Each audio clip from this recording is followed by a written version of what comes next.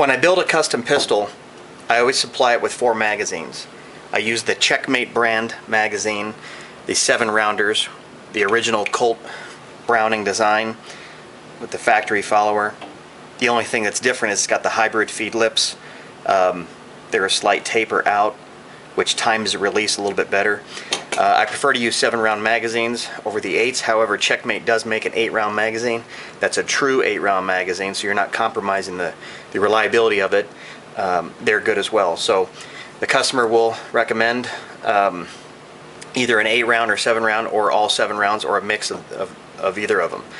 Here we've got 4 7-round magazines, and I also unpack them, get rid of all the grease, and I polish the springs, polish the followers, and clean out the inside of the mag tube, reassemble it. That way everything functions a little bit smoother.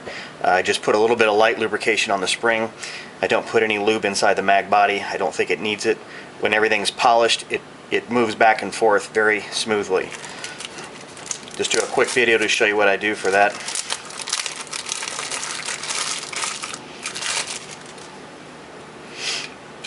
Start by taking the follower out.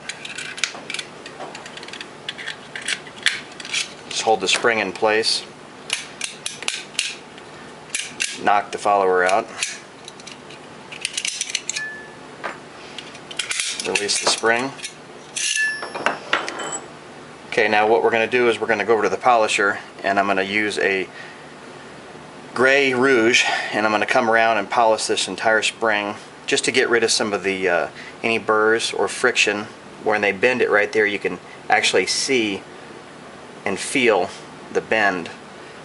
All of these cumulative forces and friction inside the magazine, inside the follower, when you're dropping the slide release, everything has an effect, and so we're trying to reduce the cumulative friction forces that we have inside here. So we're going to go over to the polisher, we'll polish the spring, then we'll polish around the edges of the follower. It's obviously not necessary to come around the top here. In fact, being that it's got a raised bump there, which is designed to help the last round, we're going to leave all that alone. We're just going to go around the edges here.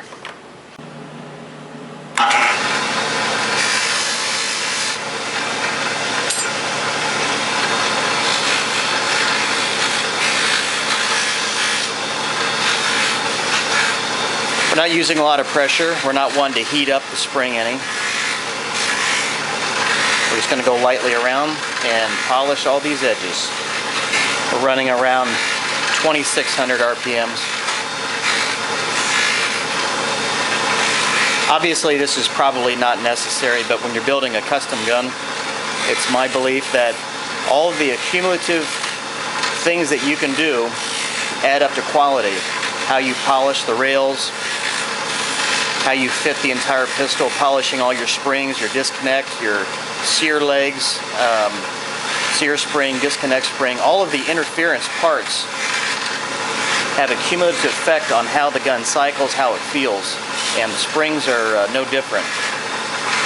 Polishing your mainspring, all of your pins that go in the mainspring housing.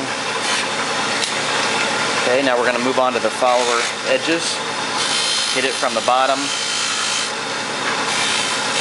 Careful you don't catch the follower on the buffer wheel the wrong spot, it'll go flying.